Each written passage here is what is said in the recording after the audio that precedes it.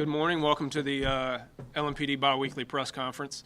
We like to take advantage of the opportunity to give you, the community, you, the media, updated information as much as we can, and so we'll continue with this trend. One of the things I'll say to you all, the media gathered here, and you can spread that word to your people, is if there are things that you hear from the community that they want explained more in depth or they want us to be able to feature, please let us know, because we want to take advantage of this, and you'll see we'll talk about some SWAT operations to feature different parts of the department so that we can explain and educate the public better on how we operate, what we do, and why we do the things that we do. So we want to make sure that we get that in too. So when you have those questions that can't be explained in a soundbite, let us know, and we'll try to work that into these biweekly briefings.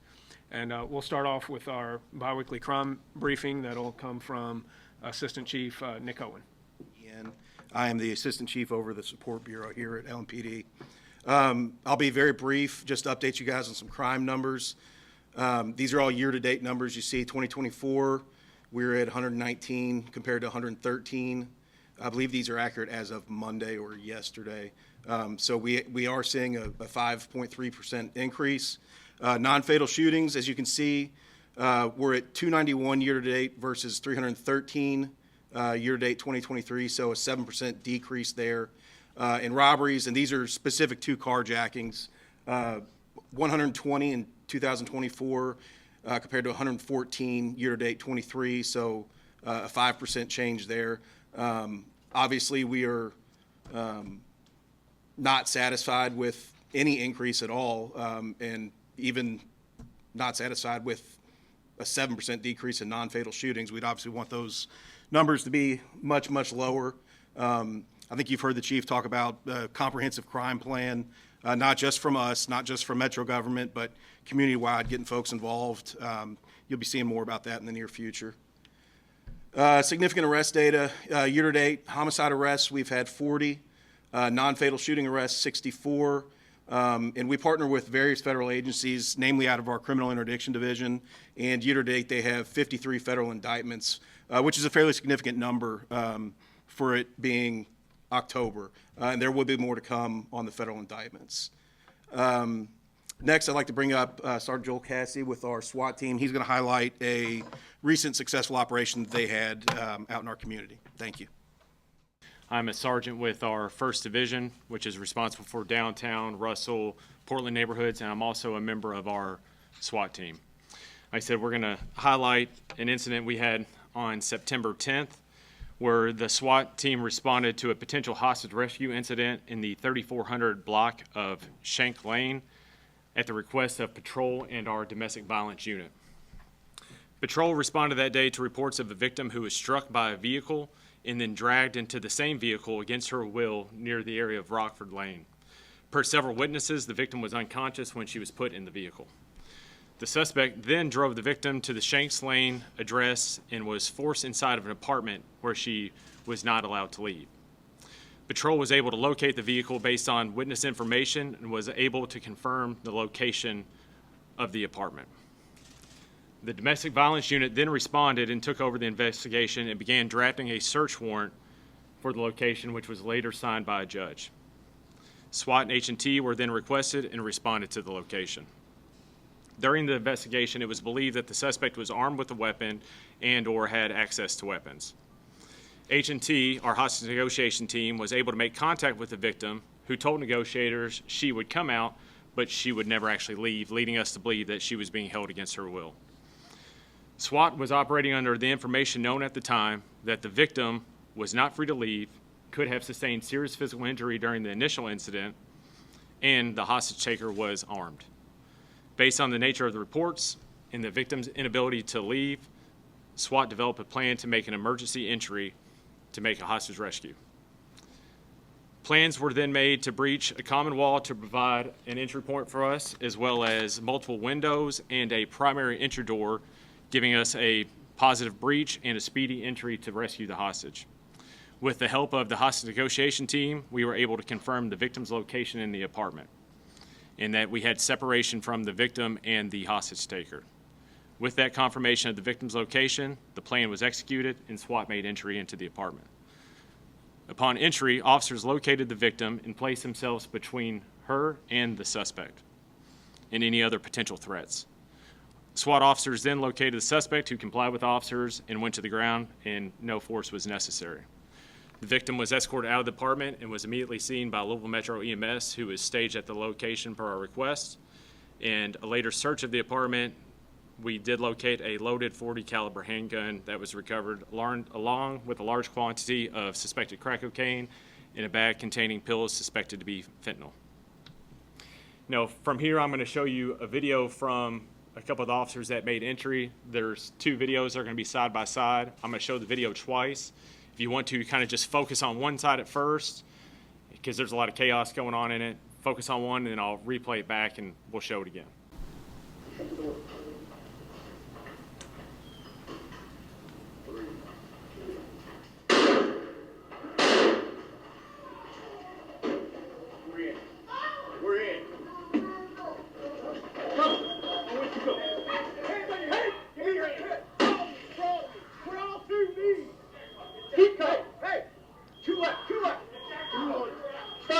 Listen, you're gonna roll towards me. Yes, sir.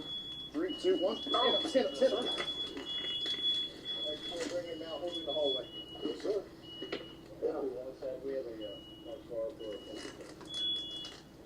we're good? All right. Let's go. Follow him out, huh?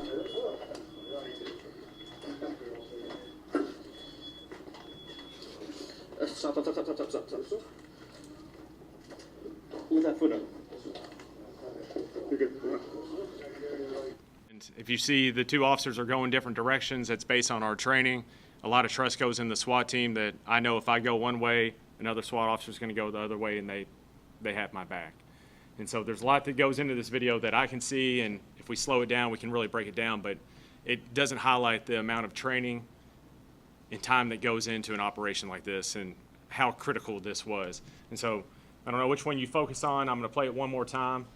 Shut the door.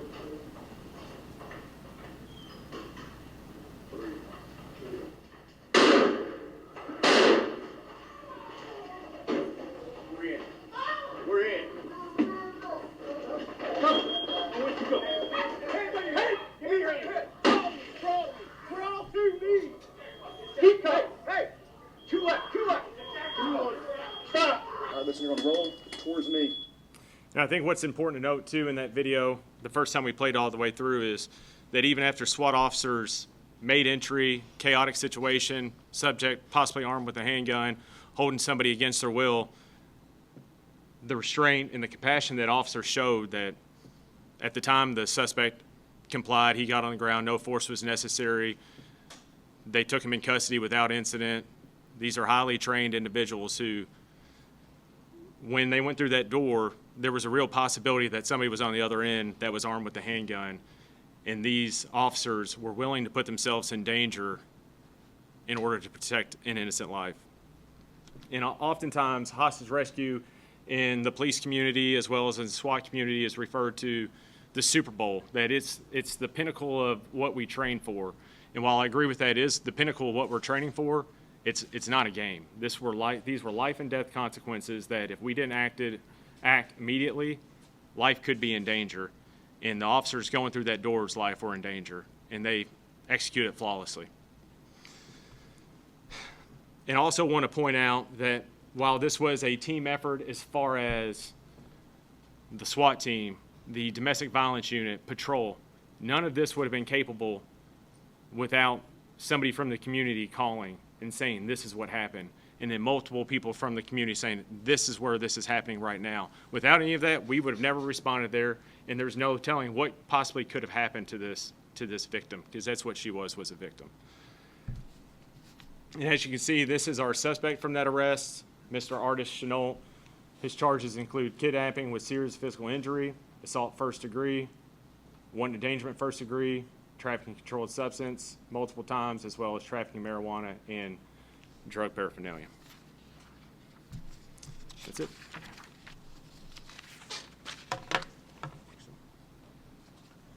Thank you, Sergeant Cassie. I just want to point out what the SWAT team responds to is those are our most high-risk situations. So armed criminal barricades, hostage rescue situations, high-risk warrant service, those situations where your average police response does not have the resources or the capabilities to handle in that moment in time. But I'll also point out that every one of these situations begins with a patrol officer responding to it. And we've seen those responses, and we understand that patrol has to be ready for those things. This is a team effort. You had the real-time crime center that was involved in this, detectives that were involved in this, patrol officers, the community. People's lives were saved because of all of that working together at the right time. So one of the things that I want to discuss is at the promotions last week, you saw some new imagery, some new ways of talking about LMPD and some of our new images with our logo and the one mission, one metro theme. And so I'll have newly appointed Deputy Chief Emily McKinley to come up and explain some of that background of that.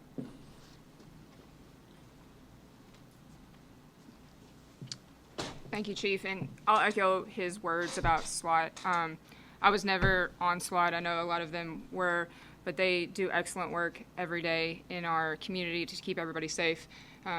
This example is one of many. I know yesterday they also worked a barricaded subject that they were able to talk out of a house and resolve that incident safely without any issues. So they do this work every day. I'm sure Sergeant Cassie was more nervous up here talking to you all than he is when he's doing those operations. So he's fully prepared to do those, and we appreciate the work they do every day. But like Chief said, that last Friday at the promotion ceremony, we unveiled a new comprehensive crime strategy. We discussed that briefly, that will be rolled out, and we keep alluding to that in the near future. And we also unveiled some new logos, a new recruitment video. So we wanted to display that here, kind of discuss it, give the why behind that, go over that. This look kind of refreshes our commitment to the community and to our service. We've centered the concept around our values of service and respect and the commitment to enhancing community safety here in Louisville and doing that together. The one metro, one mission, you'll notice the M's are two ones coming together. So that we wanted to symbolize that it's not just the police department, it's the community working together, one metro, one mission to keep everybody safe. Another example of an image that you might see around our city or on social media, building a safer, stronger Louisville for everyone. So this is our vision, that we are united, actively collaborating with the community, striving to improve the quality of life for all people here in Louisville. These are another examples of images or billboards that you might see around your different neighborhoods here in Louisville. So our police department is an extension of all of our communities here in Louisville, and every neighborhood in Louisville Metro is important, and we wanted to symbolize that here. And so we hope to have these up in various communities around Louisville, representing all of our unique neighborhoods. And then this is more of a recruitment concept here. So every officer joins the department for different reasons, but we all have the same reason as far as service. And so we wanted to have the ability to interchange different words and stand for different things. So stand for more, stand for change, stand for community, and interchange different words in there that might resonate with different members of our community who might be interested in joining the police department. So these are just different examples of the new look or refreshed look that you might see on our social media or on billboards around the community, and we wanted to share that with you all. Now I'll turn it over to Chief to discuss the masks.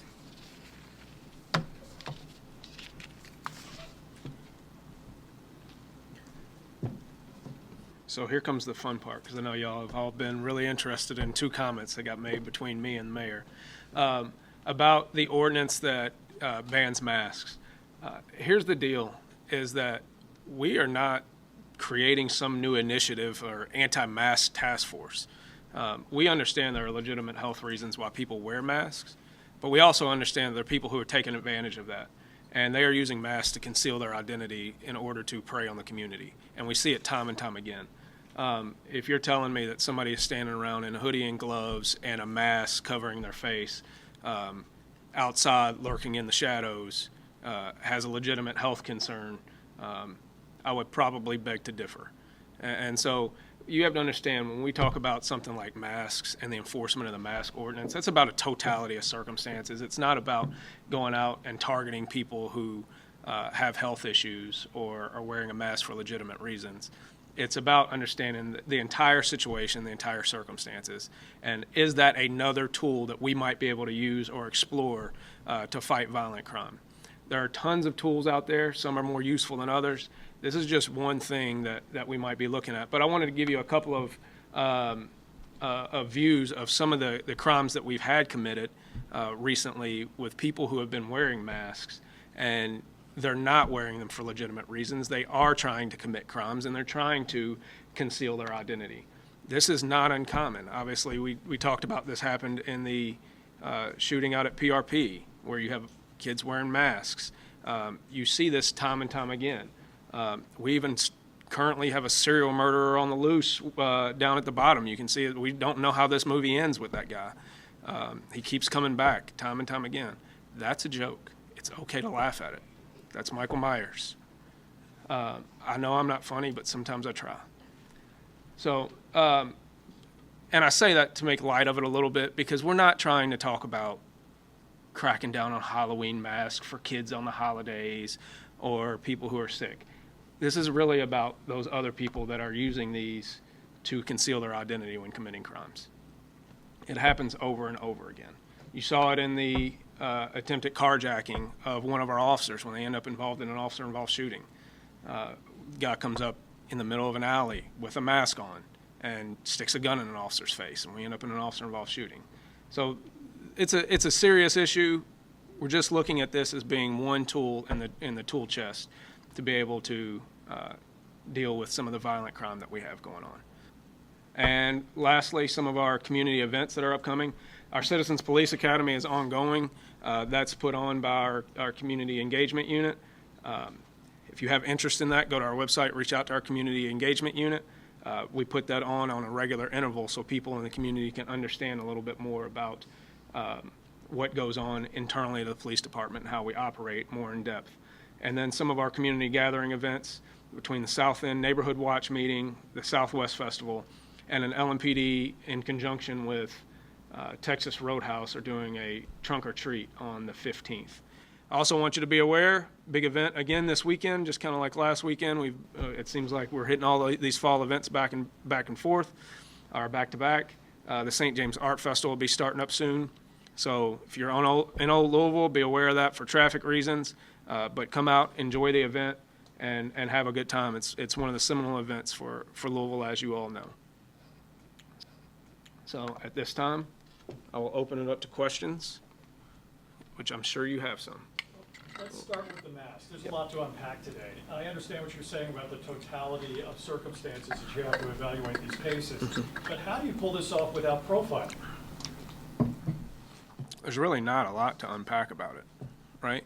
It is a totality of circumstances, and that's how you pull it off without profiling, is that you have to look at all of the conditions of the situation.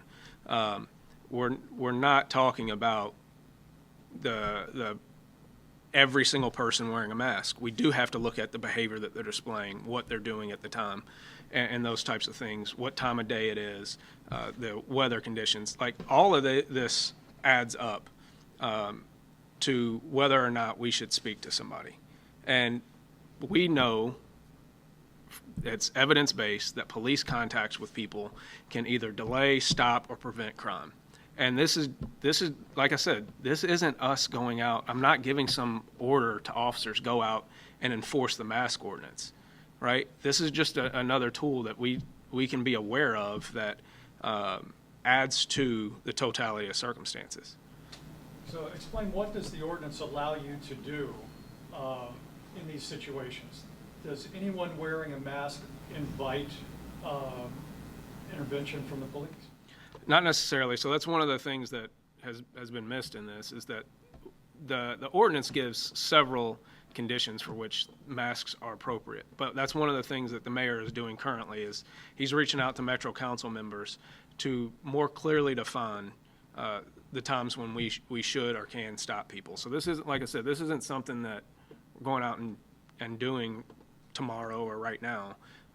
This was literally something that came up as a conversation point about potential tactics to use. So I don't want to put too much focus on it like this is our crime strategy. It's literally one bit of one thing that might add to our ability to intervene on violent crime. Okay. Walk me through a typical intervention in a case like this. You walk up to someone wearing a mask, do you immediately arrest them, ask them questions? How does it work? No, that is just like anything else when it comes. So the question was, do we just walk up and immediately arrest somebody in a mask? Absolutely not. That's not the point. That is not the point of how we do criminal interdiction, period, right? There are times when you have probable cause to make arrest before you ever contact someone, and we can do that, right? But that takes a level of a burden of proof that is pretty high, probable cause.